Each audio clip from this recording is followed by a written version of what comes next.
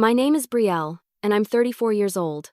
For most of my life, I believed Christmas was sacred one time of the year, when my family could put aside our arguments and just be together. Every December, my parents hosted a grand family gathering at their home in Connecticut. The scent of cinnamon, the twinkle of fairy lights, the laughter echoing through the hallways, it always made me feel like a child again. But this Christmas was different. It was the first one after my big promotion at work, and I'd finally decided to bring my fiancé, Eric, to meet everyone. I had this naive hope that maybe, just maybe, things would finally feel complete. Denise, my older sister, was already there when we arrived. She gave me her usual polite but fake smile, the kind that never reached her eyes. Growing up, she was the perfect one, the golden child who could do no wrong. I was the quiet, responsible one, always working, always trying to earn everyone's approval. Denise had always found ways to make me feel small without ever saying it outright. But that Christmas, I was determined not to let her get under my skin. Dinner went fine, at least on the surface. My mom fussed over Denise's kids while barely acknowledging Eric. My dad made small talk, asking about my job like it was a passing hobby. I tried to stay cheerful, helping Mom set up the desserts and the decorations, making sure everything looked perfect for the annual family photo. That photo was a tradition. It was supposed to capture all of us together, no matter what. After dinner, we gathered in front of the fireplace. Denise insisted on standing in the middle, of course, her children in front, her husband beside her. I stood on the far right, next to Eric, smiling even though something inside me felt off. When the camera timer flashed, I thought that moment would be another page in the family scrapbook. I had no idea it would become the one that changed everything. 2 days later, while scrolling through social media during lunch, I saw it. The family photo posted by Denise. Everyone looked perfect. Mom, Dad, Denise, her husband, their kids. Even Eric's shoulder made the edge of the frame. But I wasn't in it. My entire body, my entire existence in that photo, had been cropped out. My first reaction was confusion. I stared at the image, thinking maybe I was just not seeing it right. But then I read the caption, "Another perfect Christmas with the best family ever." My stomach dropped. I zoomed in, checked every corner, nothing. I scrolled through the comments. "Beautiful family. You all look so happy. This should be a Christmas card." My mother commented with 3 heart emojis. My father liked it. And Denise replied with, "Thanks, Mom, love you." I felt something sharp pierce my chest. Humiliation, anger, sadness, all tangled together. My hands shook as I showed the post to Eric. "Maybe it's a mistake," he said gently, trying to calm me down. But I knew Denise. Nothing she did was ever a mistake. Everything she did had a purpose. That night, I couldn't sleep. I kept replaying the moment in front of the fireplace, how she insisted on checking the photo afterward, how she smiled smugly. It wasn't just a crop, it was a statement. She was telling the world that I didn't belong, that I wasn't part of the family she wanted people to see. My phone buzzed the next morning. It was a text from my mom. "Did you see the photo? Looks great, right?" I stared at the screen, wondering if she truly didn't notice, or if she just didn't care. Either way, it didn't matter anymore. I didn't reply. For the first time in my life, I didn't feel the urge to defend myself or beg for their approval. I went to work like nothing happened, but inside, something was breaking and rebuilding at the same time. That photo wasn't just a picture, it was a message, a clear line drawn between me and them. For years, I'd excused their behavior, told myself that's just how family is. But no, family doesn't erase you. When Eric came home that evening, he wrapped his arms around me and said softly, "You don't owe them anything, Brie." His words echoed in my head for hours after he fell asleep. I sat by the window, watching the snow fall outside, and I realized he was right. I didn't owe them explanations, forgiveness, or another chance. That photo was more than just an act of cruelty, it was liberation disguised as rejection. It showed me where I truly stood. I had spent 34 years trying to fit into a picture that was never meant for me. And that night, for the first time, I understood something clearly. I didn't have to be in their frame to have a life worth living. That was the moment I decided if they could erase me from their photo, I'd erase them from my life. Denise had always been the golden child, the one who could do no wrong, even when she did. When we were kids, she could break Mom's favorite vase and somehow convince everyone I'd done it. If she failed a test, it was because the teacher didn't like her. If I got an A, I was trying too hard. Somehow, in our house, her flaws were charming and my strengths were annoying. I used to think that once we grew up, things would even out, that adulthood would level the playing field, but I was wrong. Denise married young, had kids early, and stayed in our small hometown, opening a bakery with her husband. My parents adored her for it. They acted like she was single-handedly keeping the family name alive. Meanwhile, I moved to the city, worked my way up in a marketing firm, and built a comfortable life. To them, that made me distant, cold. It didn't matter that I sent money when Dad lost his job, or that I paid for Mom's medical bills when her insurance didn't cover everything. Denise was their pride, and I was the afterthought, the ghost child who existed only when she was useful. Seeing that photo confirmed what I'd secretly feared for years. They'd always seen me as the outsider. But it wasn't just the cropping that hurt, it was the effort behind it. Denise had looked at that picture, deliberately removed me, and decided that was the version of the family she wanted the world to see. 2 days after the photo went up, Mom texted me again. "Did you like the picture?" "You didn't comment yet." My fingers hovered over the keyboard. For once, I didn't reply with something polite. I didn't lie and say it looked nice. I didn't reply at all. Instead, I opened my photo gallery and found my own version of the picture, the unedited one. There I was, smiling softly, standing beside Eric. It wasn't perfect, but it was real. I stared at it for a long time, thinking about how much of my life I'd spent trying to fit into other people's perfect versions of things. That night, I lay in bed wide awake, thinking back on all the times Denise had stolen pieces of my life. When I was 16, she started dating my first boyfriend, Michael, 2 weeks after we broke up. When I was 22, she wore a nearly identical dress to my college graduation, so everyone kept mistaking us. And when I bought my first car, she borrowed it and returned it with a dent, blaming it on someone else. Every memory was a reminder that I'd been fighting a quiet war no one else saw. The more I thought about it, the more I realized this wasn't about one photo. It was about years of being treated like a placeholder. I had been trying to earn love from people who only wanted me to fill a role in their story, not live my own. When Eric came into the kitchen that morning, I was already at the table, laptop open, typing furiously. "What are you doing?" he asked. "Something I should have done a long time ago," I said without looking up. "I'm rewriting my will." He frowned. "Your will? Why now?" "Because I've spent my whole life leaving space for people who wouldn't do the same for me. I started making lists, accounts, properties, insurance policies. I wasn't rich, but I had more than enough to make an impact.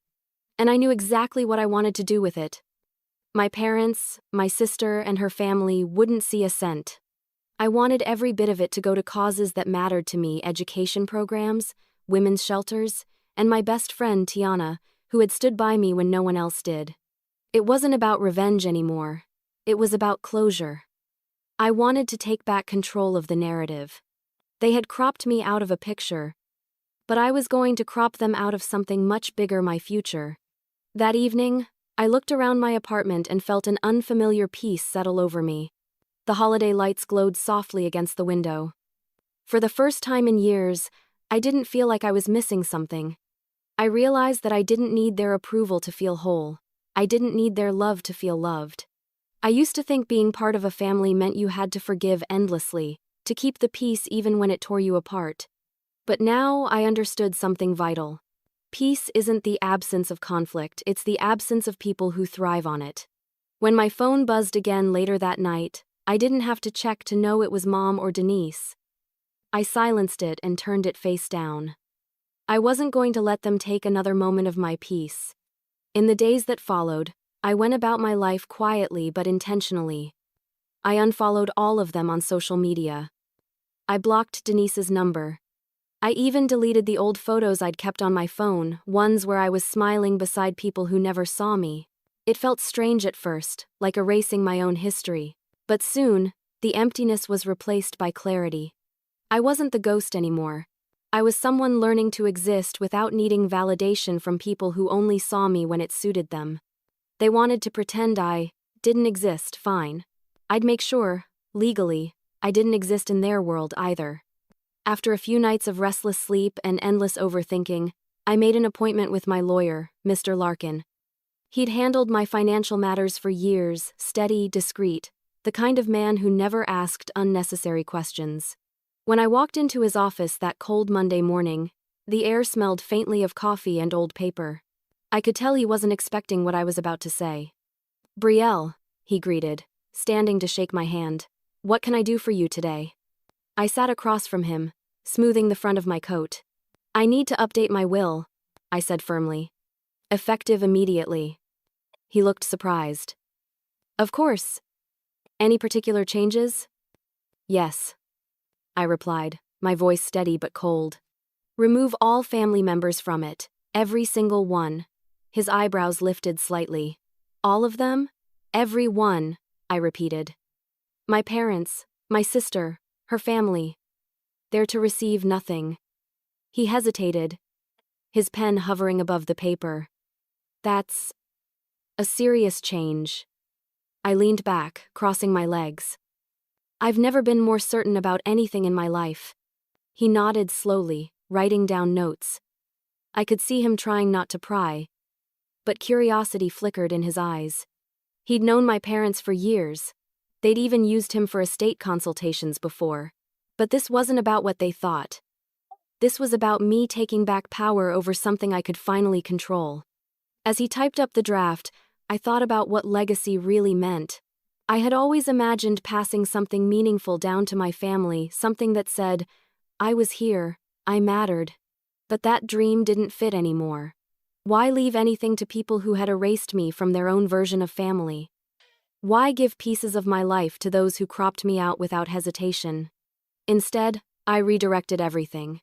I named 3 charities close to my heart: one for women escaping domestic abuse, another that funded scholarships for young girls in tech, and a third that helped foster children transition into adult life.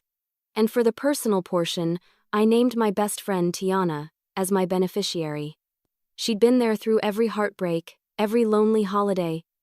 She was more family to me than my blood ever had been. When Mr. Larkin finished typing, he turned the monitor toward me.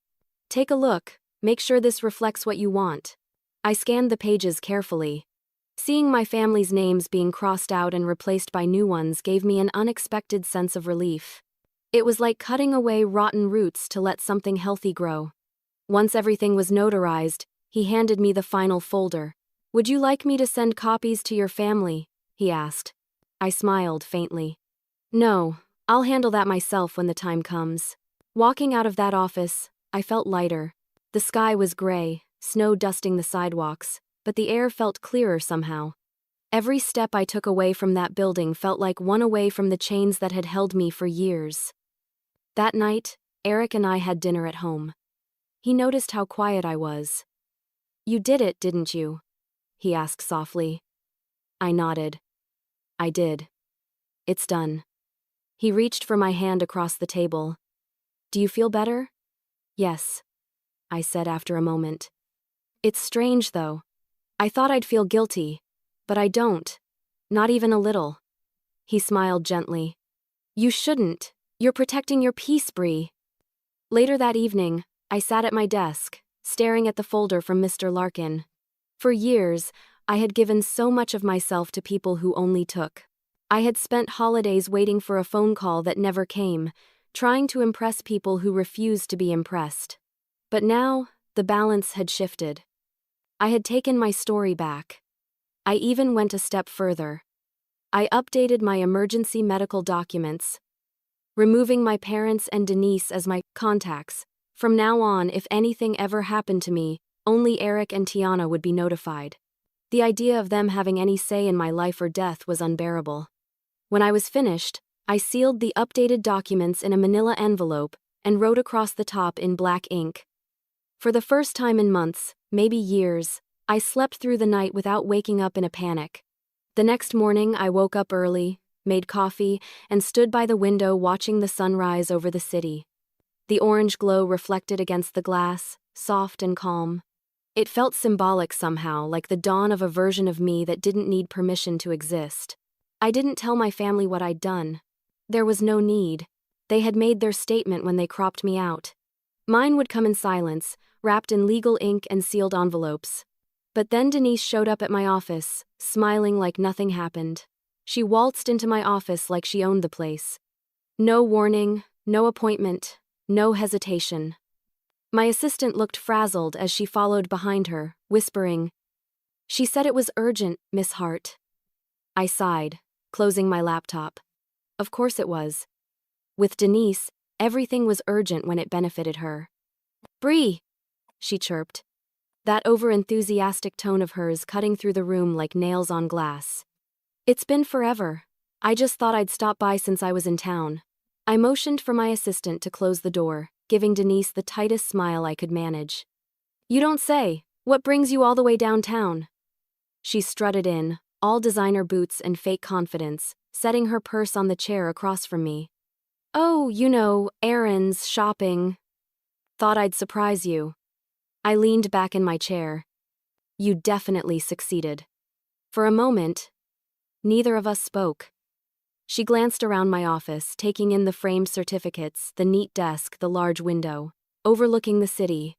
I could see the flicker of envy in her eyes, something I'd seen my entire life. "So," I said finally, "what's this really about?" Her face softened into mock innocence. "What? Can't a sister drop by and say hello?" I folded my arms. "You can. But that's not what you're doing." She sighed dramatically, tilting her head. "Fine. Mom's been worried about you. You didn't call after Christmas. We thought something was wrong." I almost laughed. "Something was wrong, Denise. You cropped me out of the family photo." Her eyes darted toward the floor before she let out a small, awkward laugh. "Oh, that? You're seriously mad about that? Wouldn't you be?" I asked sharply. She shrugged. "The lighting was bad on your side. I just wanted it to look clean." I raised an eyebrow. "So instead of adjusting the lighting, you erased me completely?" Her lips curved into a smirk. "You're being dramatic, Brielle. Mom says you always take things too personally." The line they always use to shut me down, to make me doubt myself.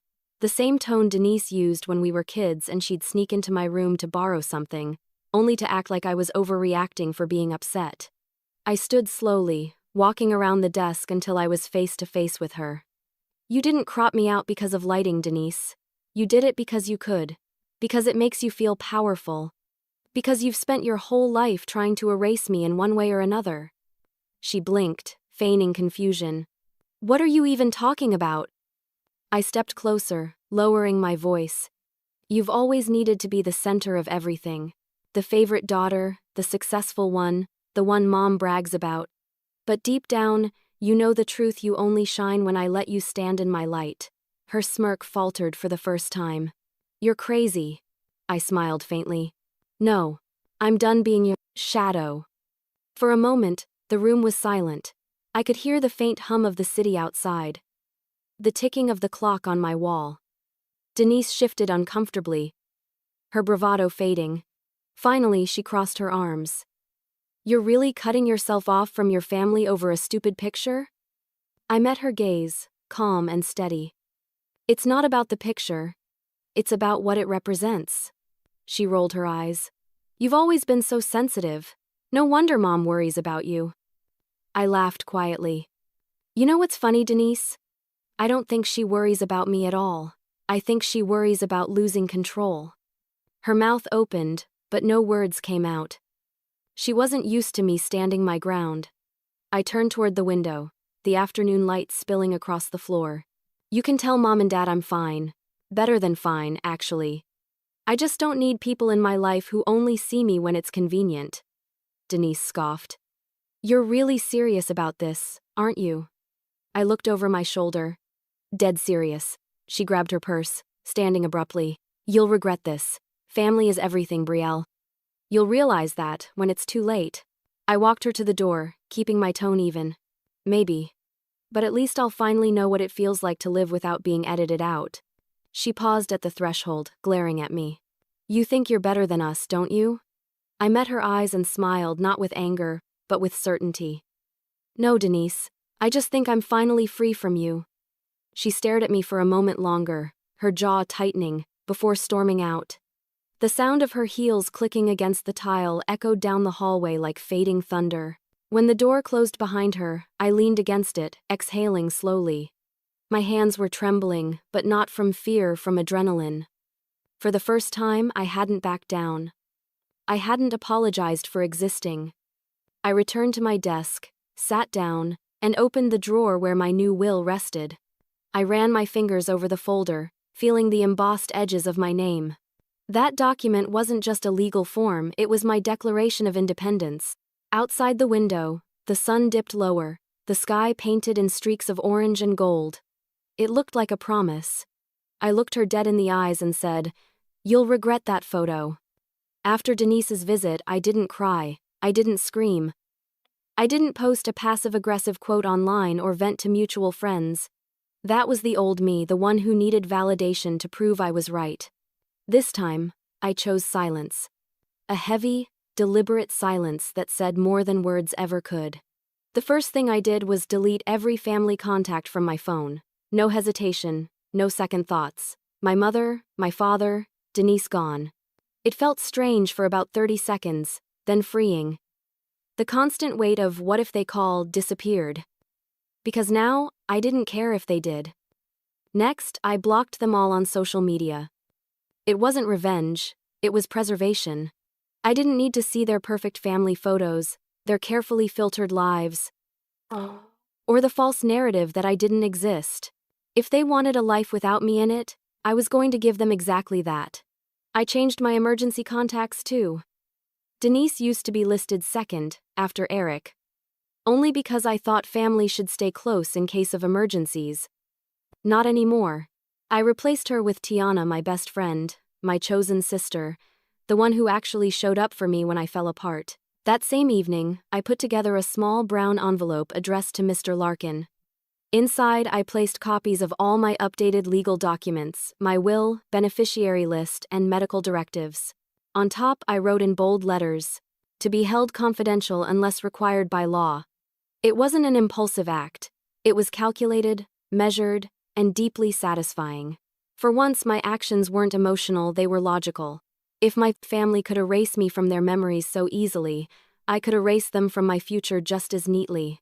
Eric watched me from across the room as I sealed the envelope. "You're really doing it," he said quietly. "I already did," I replied. He came closer, resting a hand on my shoulder. "Brielle, I get that you're hurt, but maybe this is too final. They're still your family." "No, Eric, they're relatives. Family is chosen, and I'm finally choosing mine." He nodded, though I could tell he didn't fully understand. How could he? He came from a big, loving family, the kind that celebrated birthdays together and actually liked each other. Mine was a performance that had gone on too long. Over the next week, I did small things that felt symbolic. I took down the framed photo of my parents from the hallway. I replaced it with a painting I'd bought years ago but never hung, an abstract piece filled with deep blues and sharp gold lines. It reminded me of resilience. I cleaned out a box of old Christmas ornaments my mother had given me when I moved out. I'd kept them out of obligation, not affection. As I opened the lid, I found a faded ornament shaped like a heart with "Our girls Denise and Brielle" written in glittery letters. My throat tightened. For a moment, I almost felt the sting of nostalgia. But then I remembered the cropped photo, the proof that the sentiment had never been real. I placed the ornament gently in a trash bag and tied it shut. Some things weren't worth keeping, not even for memory's sake. By the end of the week, I had removed every trace of them from my space. No photos, no gifts, no reminders.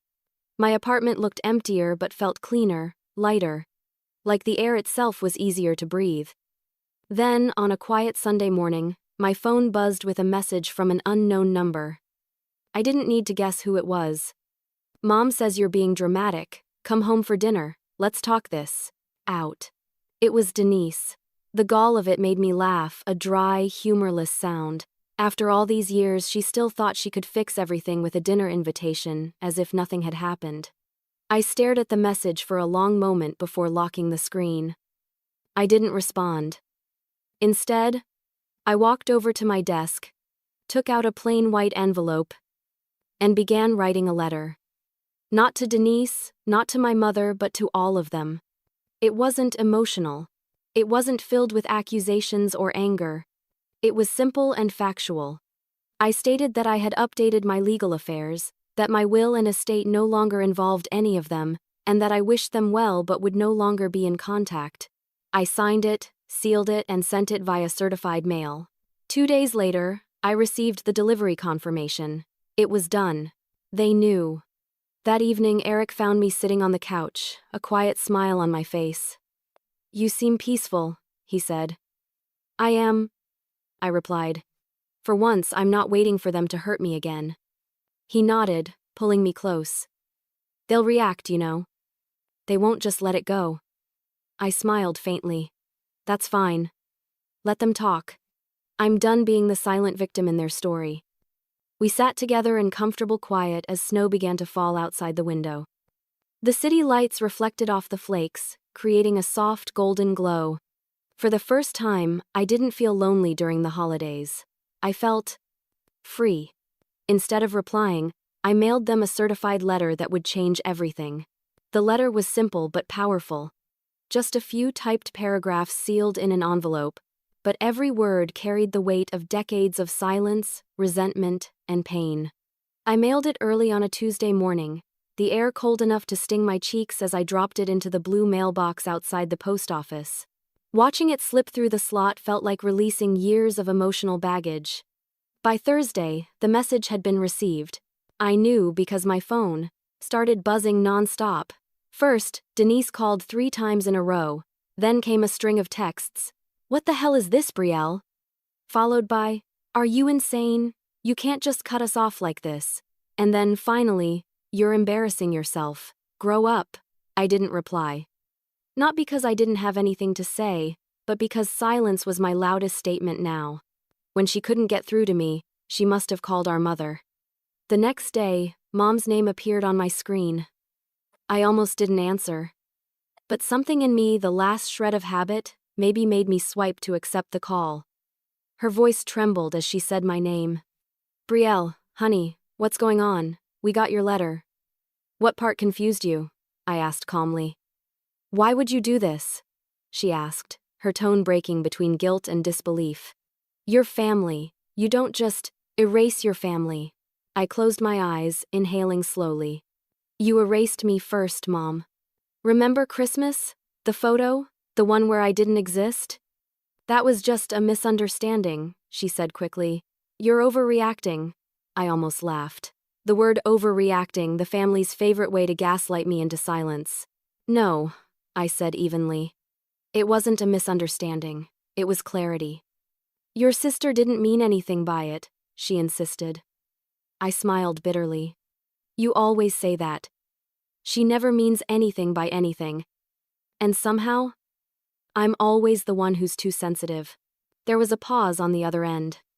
Then she said quietly, "You're making a mistake, Brielle. You'll regret cutting ties with your family one day."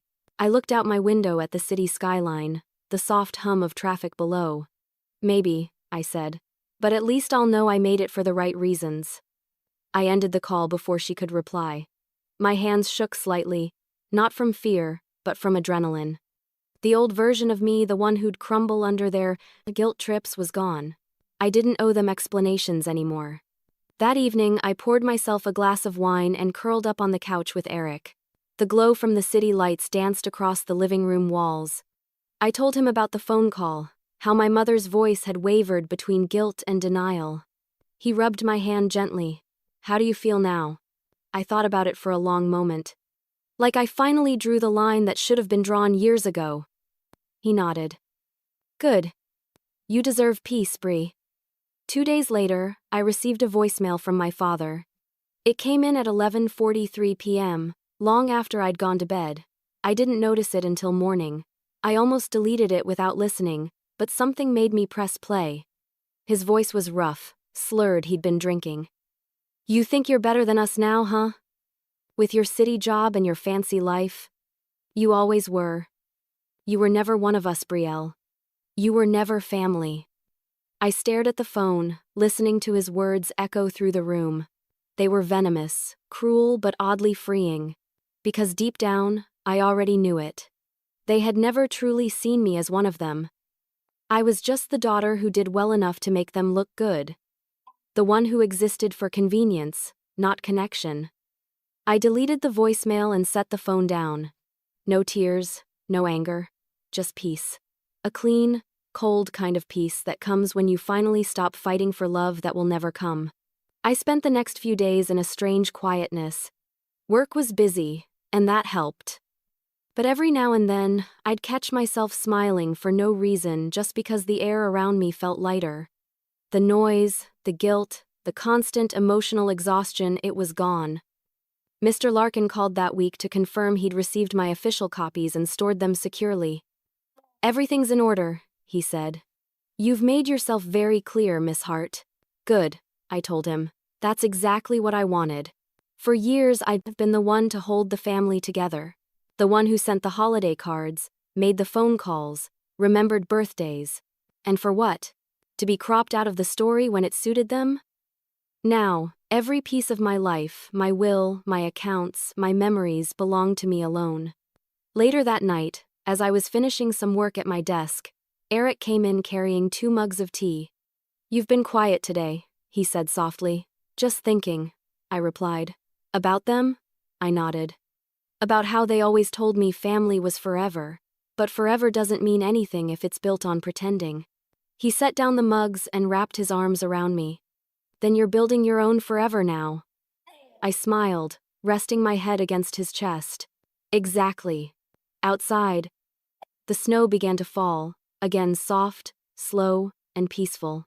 The city lights reflected off the flakes like glitter, and I couldn't help but think how ironic it was. For years I'd chased warmth in the coldest people I knew. And now that I'd stepped away, I'd never felt warmer. That night, my father left me a voicemail that shattered the illusion I'd held my whole life. When I deleted my father's voicemail, I thought that would be the end of it, the final nail in the coffin of whatever bond we'd once had. But his words didn't just vanish with a swipe of my finger. They lingered in my head for days afterward, replaying in the quiet moments. "You were never one of us." The sentence was cruel, yes, but it was also revealing. It confirmed what I had always known deep down. I had spent my entire life trying to belong to people who had no room for me. I listened to it 3 times before finally pressing delete. The sound of the digital chime afterward felt symbolic, like closing a door that should have been locked years ago. I expected to feel pain, maybe sadness. Instead, I felt an almost eerie calm.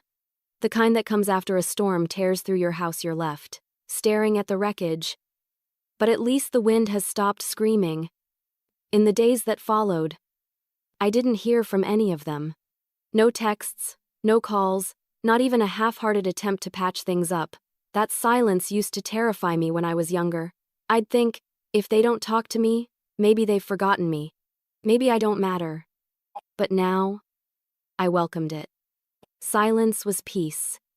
Silence was proof that I was finally free of their noise. I poured my focus into work, throwing myself into a big campaign project that was set to launch in spring. My coworkers noticed the change, how much calmer I seemed, how focused I'd become. One of them joked that I looked lighter, like I'd dropped 100 pounds overnight. If only they knew how close that was to the truth. On the weekends, Eric and I started taking long walks through the city, something we'd rarely done before. I used to hate weekends because they made me feel guilty for not visiting my family.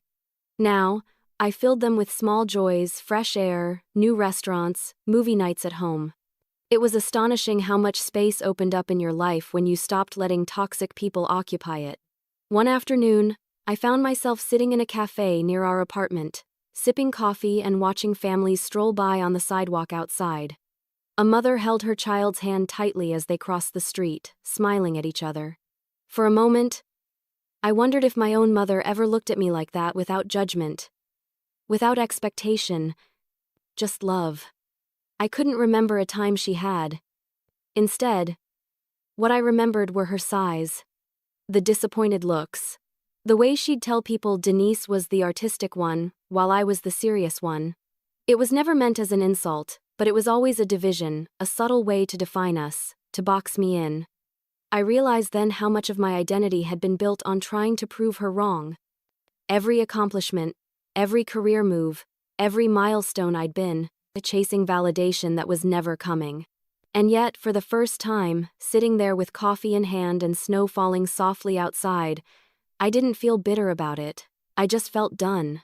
That night, Eric found me writing in my journal something I hadn't done in years. "What are you working on?" he asked. "Just untangling," I said with a small smile. "Trying to put things in order." He nodded knowingly. "That's good. You've been through a lot, Bree." I looked up at him and smiled. "I'm not going through it anymore. I'm coming out the other side." And it was true. Each day that passed, the weight lifted a little more. I stopped checking their social media. I stopped wondering if they were talking about me. For once, my thoughts were my own. A week later, I decided to do something I hadn't done in years. I donated to a few charities for the holidays. One provided gifts for underprivileged children. Another helped women transition out of shelters. I wrapped a few presents myself, carefully labeling each one with a child's name. It felt good to give without expecting anything in return. When Christmas finally came again, Eric and I spent it quietly at home. We cooked dinner together, played music, watched old movies. There was no drama, no tension, no pretending. It was peaceful in a way that felt almost foreign.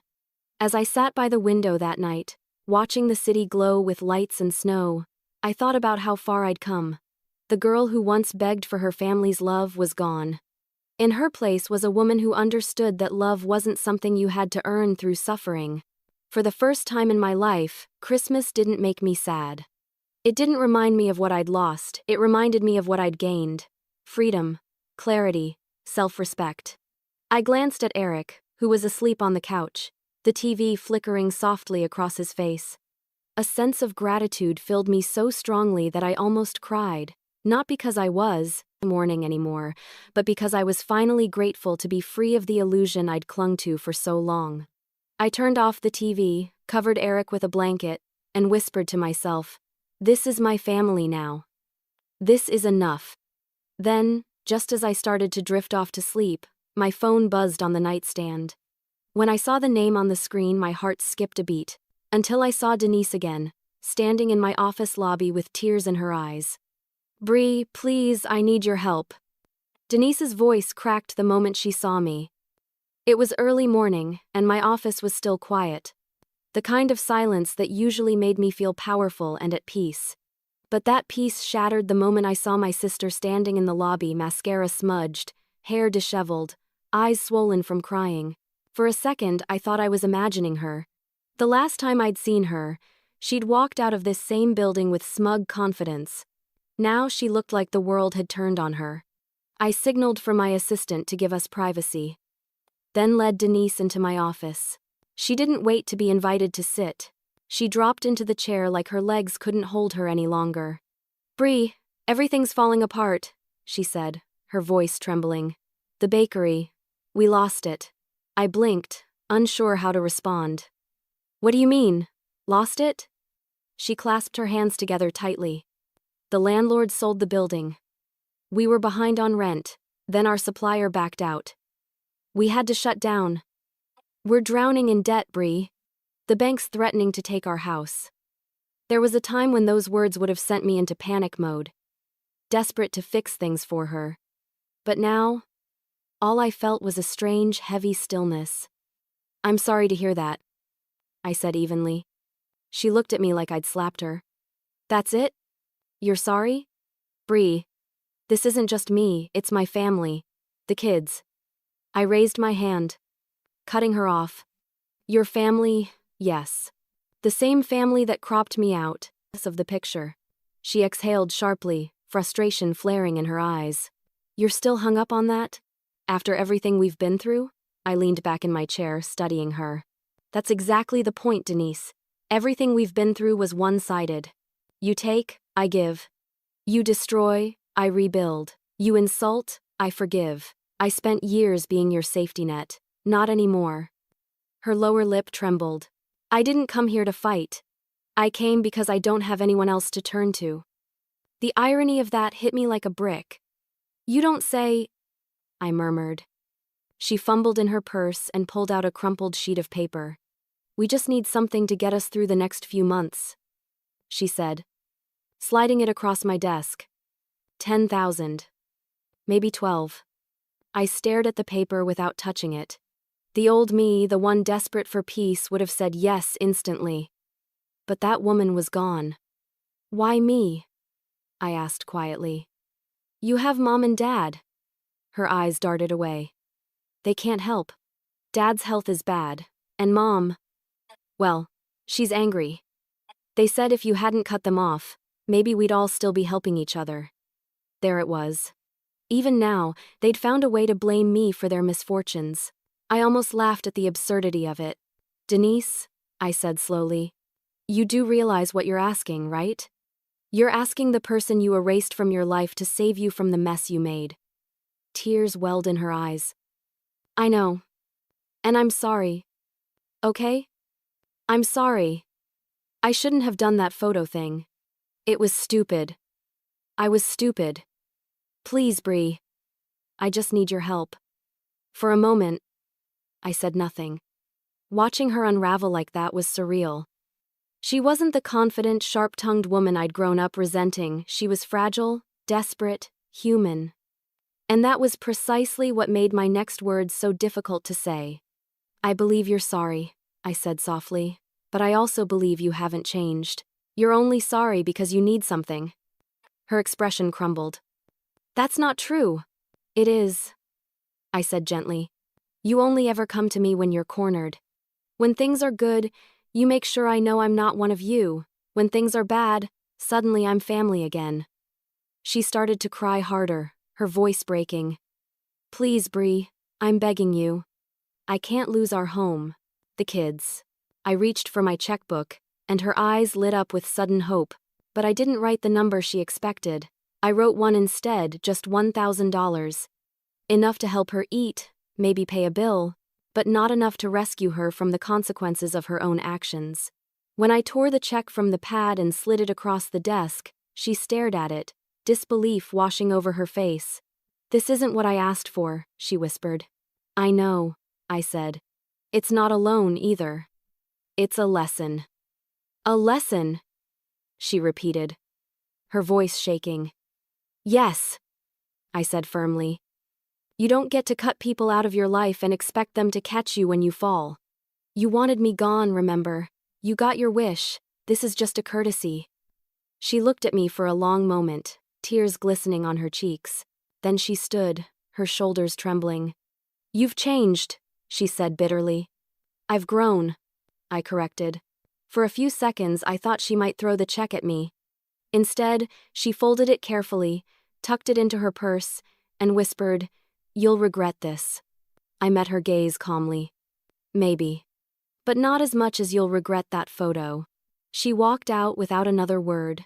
I watched her leave through the glass walls of my office, her once confident stride now replaced with the slow shuffle of someone who'd finally realized her control was gone. When the door closed behind her, I felt no triumph, no vindication, just quiet relief. The cycle was broken. For the first time in my life, Denise couldn't manipulate me.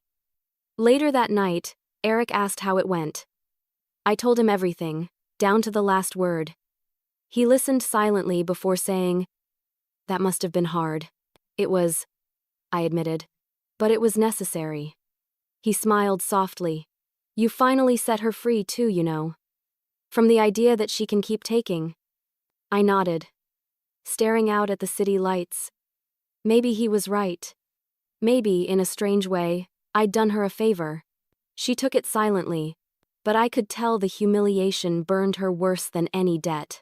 In the weeks after Denise's visit, I thought the storm had passed. I thought she would take the check, disappear, and lick her wounds in silence. But Denise never suffered quietly. It was never in her nature. The first sign came from Tiana. She called me one evening, her voice hesitant. "Bree, I ran into someone from your hometown. They said there's talk going around about you." I sighed. "What kind of talk?" "The kind that sounds like your sister's handiwork," she said gently. "That you cut your family off for no reason, that you're too proud now that you've got money, and that your parents are heartbroken because of you." I closed my eyes, rubbing my temples. Of course. Denise wasn't going to let me have peace, not if it meant admitting she'd lost control. "Let them talk," I said quietly. "People always believe the loudest voice in the room. I don't need to shout to prove the truth." Still, hearing it hurt. Even after everything, a part of me had hoped she would take her humiliation privately. But no, she had to twist the story so she could be the victim again. I should have expected it. Soon after, the messages started. Old acquaintances from high school, distant relatives I hadn't spoken to in years. They all suddenly wanted to check in. Their words were drenched in false concern. "We heard about what happened. Are you okay?" Or, "Your family must miss you so much." Every message was a dagger, wrapped in politeness. I didn't respond to any of them. The more they reached out, the quieter I became. Silence was my armor, and I wore it proudly. Eric noticed how distant I'd become and suggested we get away for a while. "You need space to breathe," he said one night as we ate dinner. "They're not going to stop talking, but you can stop listening." So we did. We booked a trip to Vancouver for the holidays, a week surrounded by mountains and snow, far from the noise. It was the first time I'd ever spent Christmas away from my hometown. When we arrived, the world looked like a painting. Snowflakes drifted lazily through the air, settling on tall pine trees. The cold bit at my cheeks, but I didn't mind. For once, the silence wasn't heavy, it was healing. Eric and I spent our days exploring little cafes and frozen lakes, and our nights by the fire, talking about the future. One night, as we sat by the fireplace of our rented cabin, he asked, "Do you ever think about forgiving them?" I stared into the flames for a long time. "Forgiveness isn't the problem," I said softly. "It's forgetting. I can forgive them for hurting me, but I can't forget that they'll do it again if I let them back in." He nodded thoughtfully. "So you're done for good?" I smiled faintly. "Completely. I even changed my last name before we left." His eyes widened slightly. "You did?" I nodded. "Legally. It's my grandmother's maiden name now. She was the only one in that family who ever loved me unconditionally. So I'm honoring her instead." He reached for my hand. "That's beautiful, Bree." It felt symbolic, like shedding the last piece of the person they'd tried to define. I wasn't Brielle Hart, the quiet daughter, the forgotten sister, the one cropped out of the photo. I was Brielle Calder, the woman who built herself from scratch. When we returned home, the world felt different, lighter, cleaner. The moment we stepped back into our apartment, I felt the weight of the past melt away completely. But peace never lasts long when people thrive on your chaos. A few days later, I found an envelope in the mail. The handwriting was unmistakable, my mother's. I stood by the door for a moment, debating whether to open it. Then, curiosity got the better of me. Inside was a letter written in her neat, looping cursive. It read, "Brielle, we've heard about your little trip. I hope you're happy now that you've turned your back on your family. You've made your point, you've broken our hearts. I hope one day you realize what you've done. No, love, Mom." No warmth, just guilt and manipulation, perfectly wrapped in politeness. I folded the letter once, then tore it cleanly in half. It wasn't anger this time, it was finality. After that, I stopped checking the mail for anything from home. I deleted every old voicemail, cleared every email thread, and even blocked the area code. I was done letting them reach into my peace. A few weeks later, Tiana came over for dinner. As we laughed over wine and pasta, she looked at me and said, "You know, you're glowing lately. I've never seen you this at peace." I smiled, realizing she was right. The drama, the gossip, the endless guilt, it all seemed so small now. I had spent my whole life craving acceptance from people who had no idea what love actually meant. And now that I'd let them go, I finally understood that peace wasn't something they could ever give me. It was something I had to give myself. Before she left, Tiana hugged me tight. "You did the right thing," she whispered. "I know," I said, "and I'm never going back." That night, I stood by the window as the snow fell outside, the city glowing quietly below. For the first time in years, I didn't feel like an outsider looking in. I didn't need their approval or their forgiveness. I was my own person now. But for the first time in my life, I didn't feel broken, I felt free. 2 years later, something unexpected happened. It was a gray, windless morning when I got the call from an unfamiliar number. I almost ignored it, assuming it was a telemarketer. But something told me to answer. The voice on the other end was calm, professional Mr. Holden, an estate lawyer from my hometown. He introduced himself and said softly, "Miss Calder, I'm sorry to inform you that your father passed away last night." For a moment, I couldn't speak. The news didn't hit like a hammer, it landed quietly, like a stone dropped into still water. I didn't cry, I didn't gasp. I just felt a deep, distant ache, like hearing about a stranger you once knew. "I see," I said finally. "Thank you for letting me know." He hesitated. "There will be a reading of the will this Friday. As his next of kin, your presence is requested." I almost declined. What could possibly be in that will for me? But curiosity, cold, logical curiosity made me say, "I'll be there." When I told Eric that evening, he watched me carefully. "Are you sure you want to go?" he asked. "I don't want to," I admitted. "But I need to. I need to see how the story ends." The drive to my hometown felt surreal. The landscape looked the same old diner, the same hardware store, even the same holiday decorations hanging from light poles, but I didn't belong there anymore. Every mile closer felt like slipping into a past life I'd outgrown. When I arrived at the law office, Denise and my mother were already there, sitting side by side. My mother's face had aged, her once perfect hair streaked with gray, her expression brittle. Denise looked worn out too. The years had not been kind to her. She avoided eye contact, her hands twisting in her lap. "Brielle," my mother said stiffly when I entered. "You came." I nodded once. "I did," Denise muttered something under her breath, but I didn't ask what. The room smelled faintly of coffee and polished wood, the air thick with unspoken resentment. Mr. Holden began the proceedings. His voice was steady as he listed my father's remaining assets, the house, a small savings account, and some personal items. It wasn't much, but the room still felt charged with tension. Then he read the first line of the will. "To my wife, Margaret, I leave the family home and its contents." My mother nodded, her lips tightening. "To my eldest daughter, Denise, I leave my remaining savings and my share of the bakery business." Denise exhaled shakily, clearly relieved. I watched her cling to those words like they were a lifeline. "And to my younger daughter, Brielle." The lawyer paused. For a split second, Denise's head snapped toward me, her eyes narrowing. "I leave the family photo albums and my wedding ring." Silence filled the room. I felt every pair of eyes turn toward me. The inheritance was small, symbolic. I should have felt insulted, but I didn't. I just felt done. Mr. Holden handed me a small box and a thick photo album wrapped in a ribbon. I thanked him quietly.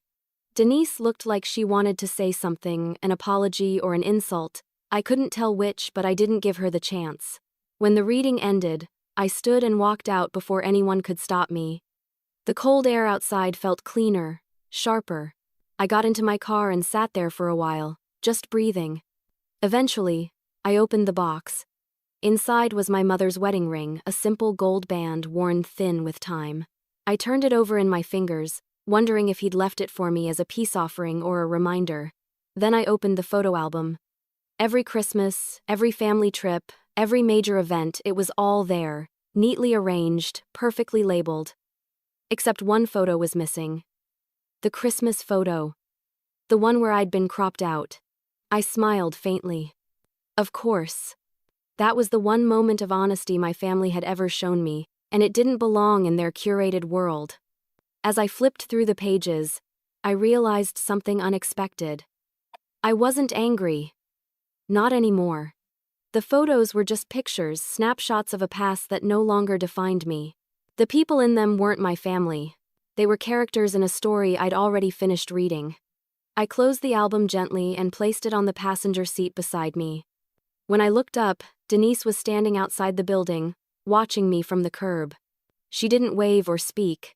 She just stared, her face pale and tired, her eyes glassy with something that almost looked like regret. For a moment, I almost rolled down the window. But then I remembered every lie, every manipulation, every moment she'd stolen my peace, and I put the car in drive. The farther I drove, the smaller she became in my rearview mirror. By the time I reached the main road, she was gone completely. That night, when I got home, Eric met me at the door. "How was it?" he asked softly. I handed him the photo album. "He left me this." He frowned. "That's all?" "That's enough," I said. "Because now I finally understand they can't give me what they don't have."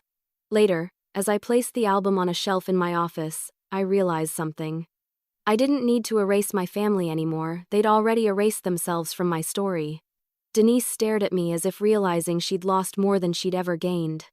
When I came back from my hometown, I didn't feel grief. I felt release. It was like walking out of a suffocating room I hadn't realized I'd been trapped in for most of my life. That trip was the last time I would ever set foot in that town. The last time I would ever answer to the version of myself who still sought their approval.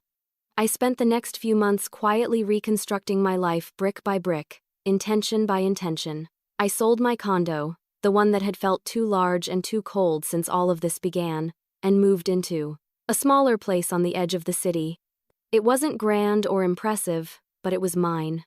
Every corner of it felt peaceful. The walls didn't hold echoes of arguments or disappointments. They held possibility. I started spending more time with people who genuinely cared about me, Eric, of course, and Tiana, who had become my anchor through everything. We had Sunday dinners, laughter that wasn't forced, and conversations that healed. It was strange at first, not having the emotional chaos I'd grown accustomed to. Peace took getting used to. One Saturday morning, as I unpacked boxes in my new home, I came across the photo album my father had left me. I hadn't looked at it since the reading of the will. For a moment, I debated tossing it in the trash. But instead, I sat down on the floor and opened it. The photos didn't hurt anymore. They felt distant, like someone else's life. In one picture, Denise and I were 10 and 12, sitting in matching Christmas sweaters, pretending to get along. In another, Mom and Dad smiled with pride that never quite reached their eyes. I closed the album slowly and whispered, "You don't get to own my memories anymore."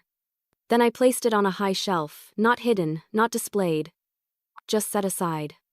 The next chapter of my life unfolded naturally. I found a new rhythm work: peace, love, stillness. I volunteered at a local women's center once a week, helping women rebuild their confidence after leaving toxic families or relationships. Every story I heard reminded me of my own, but with each one, I felt stronger. I was turning pain into purpose. Eric watched all of this quietly, lovingly. One evening after dinner, he poured us both glasses of wine and took my hand across the table. "You know," he said softly, "I've been waiting for the right time to ask you something." I smiled, pretending not to guess. "What's that?" He stood, came around the table, and knelt beside me. The sight made my breath catch. "Brielle Calder," he said, his eyes filled with warmth. "Will you marry me?" Tears flooded my eyes instantly, not from sadness, but from the overwhelming feeling that, for once, I was being chosen for who I was, not for what I could give. "Yes," I whispered. 1,000 times yes. The months that followed were a blur of quiet joy. We didn't want a big wedding, we'd both had enough of pretending for an audience. Instead, we planned a small ceremony in a botanical garden just outside the city, surrounded by a few close friends and the people who had truly become my family. On the morning of the wedding, as I slipped into my dress, I caught my reflection in the mirror. I barely recognized the woman staring back. She looked calm, strong, radiant. Not the girl who had once begged to be seen. Tiana helped me fasten the last button and smiled. "You made it," she said softly. "Yeah, I really did." The ceremony was simple but beautiful. We exchanged vows under an arch of white roses, the afternoon sun bathing everything in gold.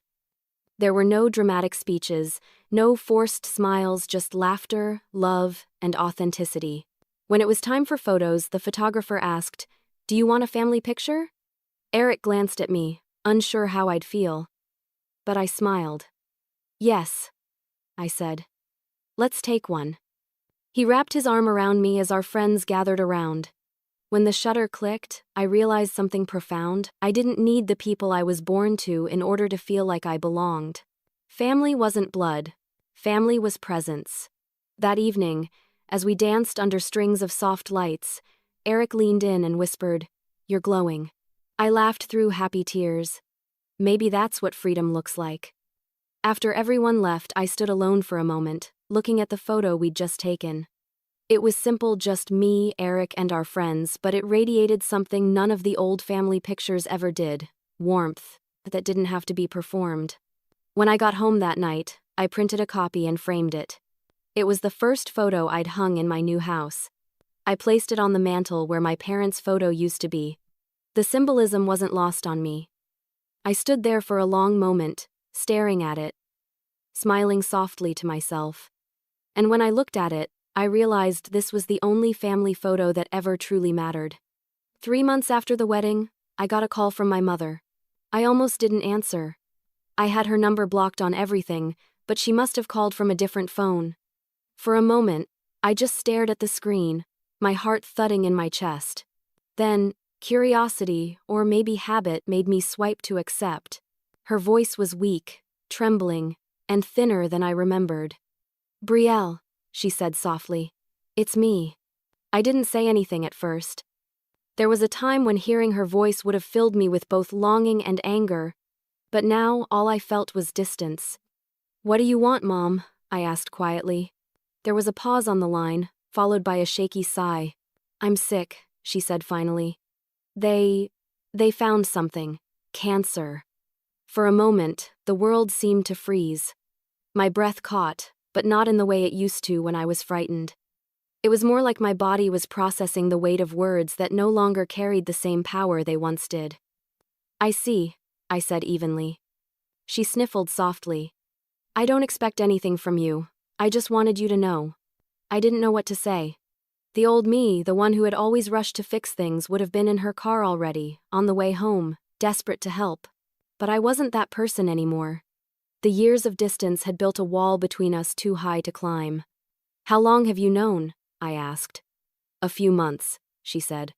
"I didn't want to tell you at first. Denise said you wouldn't care." That last sentence stung more than I wanted to admit. Even now, Denise's voice was still the one shaping the story.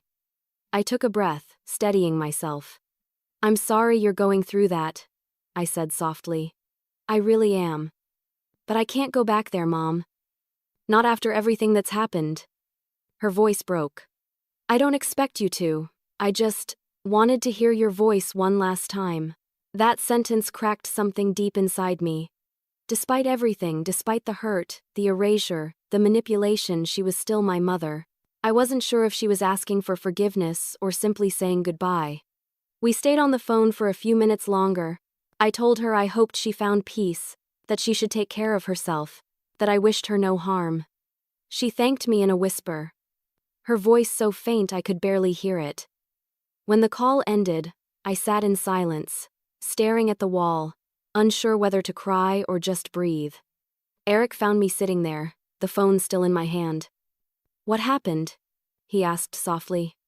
I looked up at him, my voice barely above a whisper. "She's dying."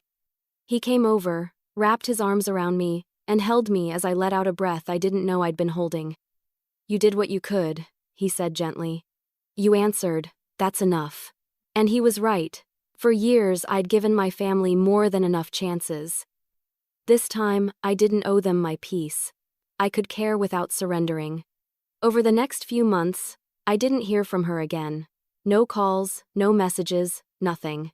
Every now and then, I thought about her, wondered if she was in pain, if Denise was by her side, if she regretted anything. But I never reached out. There was nothing left to say that hadn't already been spoken in the silence between us.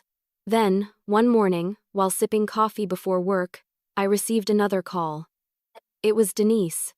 Her voice was flat, emotionless. "Mom passed away," she said. I felt my hand tighten around the mug, but my voice remained calm. "When?" "Last night," she said. "The funeral's on Friday." "I won't be coming," I said quietly. Denise sighed. "Of course you won't." There was venom in her tone, but I didn't rise to it. "Take care of yourself, Denise," I said before hanging up. When Friday came, I didn't attend the funeral. Instead, I sent flowers, white lilies, my mother's favorite. I didn't include a note. Some goodbyes didn't need words. That evening, as I sat on the balcony watching the sunset, my phone buzzed again. A message from Denise. Just 2 words. "You won." I stared at the screen for a long time before typing a reply. But then I stopped. What could I say? That this wasn't about winning or losing? That all I'd ever wanted was peace? I deleted the message and set my phone down. Eric came out to join me, handing me a cup of tea. "You okay?" he asked softly. "I don't know," I admitted. "It doesn't feel like I thought it would. I thought I'd feel closure, but it's just quiet." He nodded. "Sometimes peace is just the absence of noise."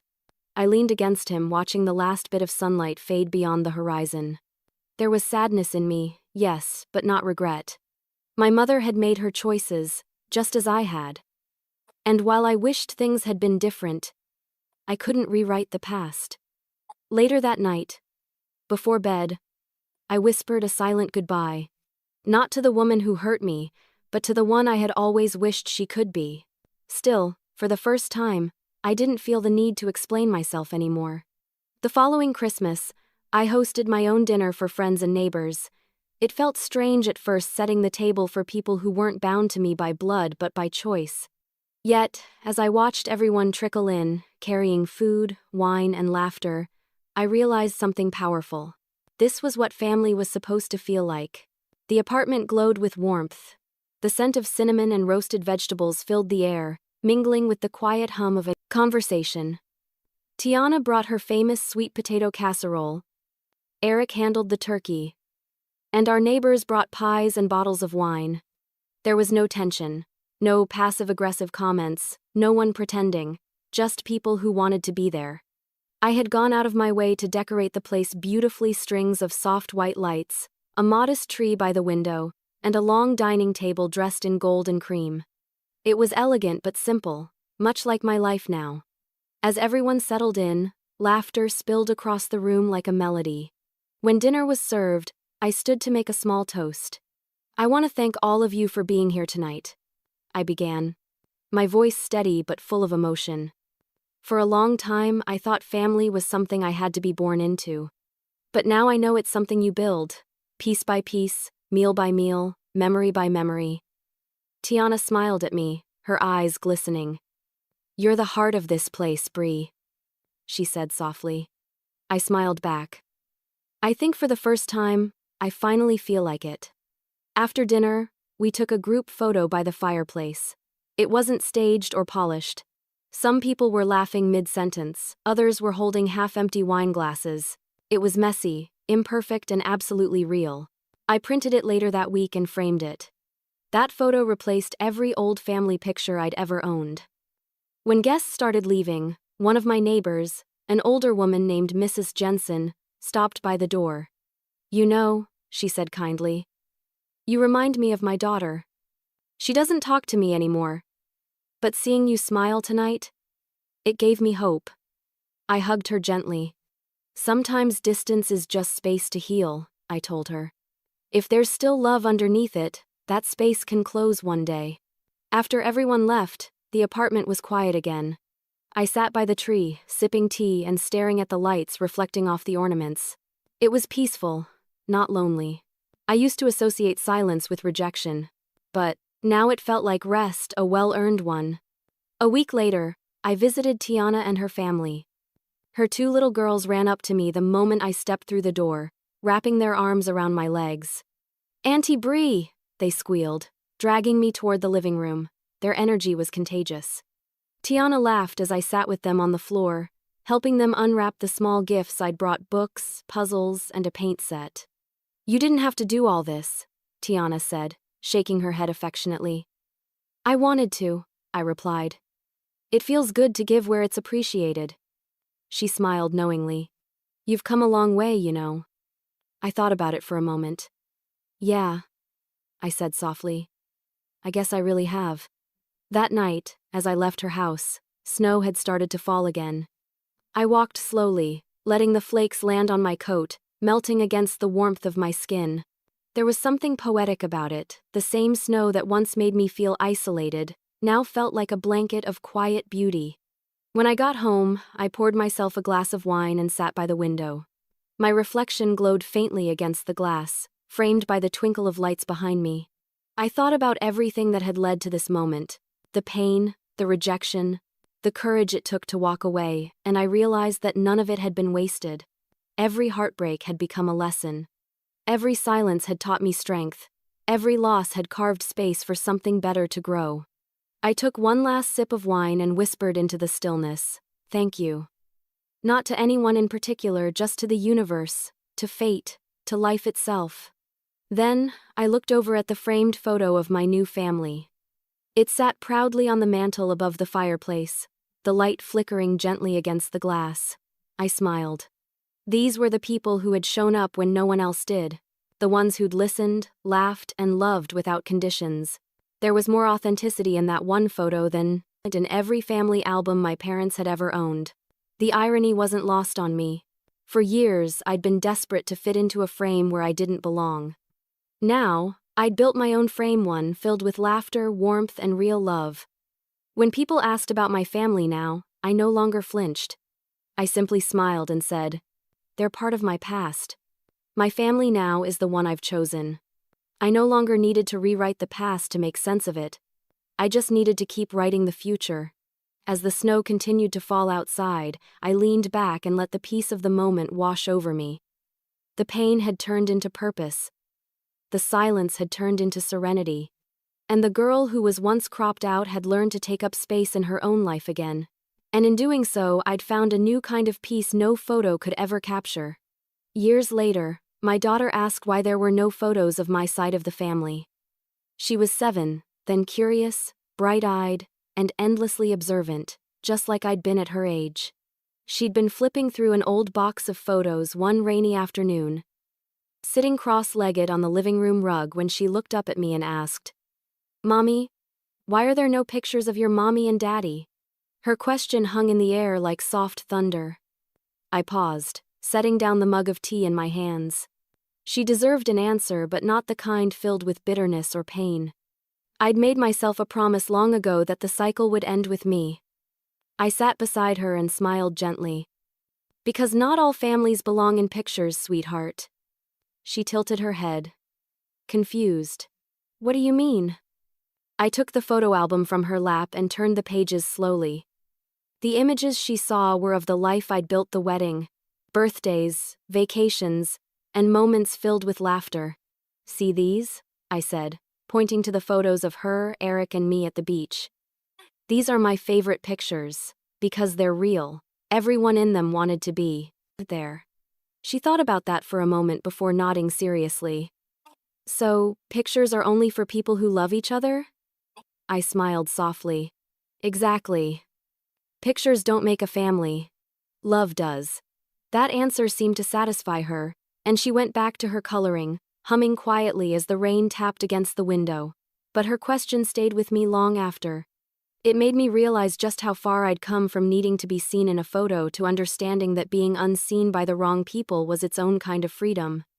That night, after she went to bed, I pulled out a small wooden box from my closet. Inside was the old photo album my father had left me, the one I hadn't opened in years. I hesitated for a moment, then turned the cover. The pictures were yellowing now, the edges curling slightly. I ran my fingers over the faces: Mom, Dad, Denise. They looked younger, happier, frozen in a world that no longer existed. For the first time, I didn't feel pain looking at them. Just distance. They were like characters from a story I'd outgrown. I thought about Denise. I hadn't heard from her since the funeral. I sometimes wondered if she ever found peace, or if she was still trapped in the same cycle of jealousy and bitterness. Maybe she'd changed. Maybe she hadn't. But that wasn't my burden anymore. Eric came into the room, wrapping his arms around my shoulders from behind. "Old memories?" he asked gently. "Old ghosts," I replied. "I was just making peace with them." He kissed my temple. "You've built something beautiful, Brielle. You don't owe the past anything." I smiled, leaning into him. "I know. I just needed to remind myself." The next morning, I decided to start a new tradition. Instead of keeping the old photo albums tucked away, I began creating new ones, one for every year of our family's life together. Pictures of laughter, road trips, birthdays, and quiet Sundays. Each page was filled with warmth and authenticity. Every smile was genuine. By the time my daughter turned 10, we had shelves full of albums. Sometimes we'd sit together, flipping through them, reliving the little moments that made our life what it was. And every time she saw a new photo added, she'd grin and say, "We should frame this one, Mommy." So we did. Our home became a gallery of love, each photo a declaration that we had chosen joy, that we had written our own definition of family. On one Christmas morning, as we hung up our latest photo, a candid shot of all three of us laughing in front of the fireplace, my daughter asked, "Do you think Grandma and Aunt Denise would like our pictures?" I paused, then smiled gently. "Maybe, but what matters is that we love them." She nodded, satisfied with that, and skipped off to play. As I stood there, looking at the framed photo on the wall, I felt something shift inside me. The girl who once fought to be seen had finally let go of needing to be. I didn't need validation from the past anymore. I was living proof that healing was possible. Every Christmas since, we've made it a ritual to take a new family photo. Nothing fancy, just us, at home, laughing, surrounded by warmth. Sometimes the tree leans, sometimes my daughter's hair sticks up funny, sometimes Eric blinks mid-shot, but none of it matters. The beauty is in the imperfection. When I look at those photos now, I see a story that came full circle. The girl who was once cropped out of her family's Christmas picture learned that she didn't need to be part of their frame. She learned to build her own. And maybe that's what healing truly is, not erasing the pain, but reclaiming the story it came from. Now, when I sit by the fireplace at night, sipping tea while the house sleeps, I look around and see the evidence of a life I built from the ashes of rejection. My laughter, my daughter's drawings taped to the fridge, the soft hum of Eric's voice as he hums while he works, all of it reminds me of how far I've come. Sometimes, I catch my reflection in the glass of one of our framed photos and whisper a quiet promise to the woman I used to be. You were never invisible. You just had to learn to stop standing where you weren't meant to be seen. The truth is, we don't always get the family we deserve. But if we're brave enough, we can create the love we always needed.